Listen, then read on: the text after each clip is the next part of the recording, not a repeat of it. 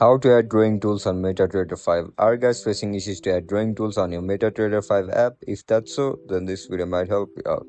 First of all, open MetaTrader 5 on your device. Once you open the app, now look at the top of your screen where you can see this object icon. Click on it.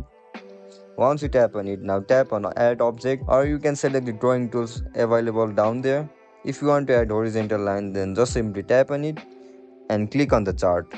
Drag it up or down to customize the horizontal line, and that's it guys. That's how we're gonna add objects or drawing tool on MetaTrader 5. If you guys found this video helpful, don't forget to like, share and subscribe to our channel. See you in the next one. Bye bye.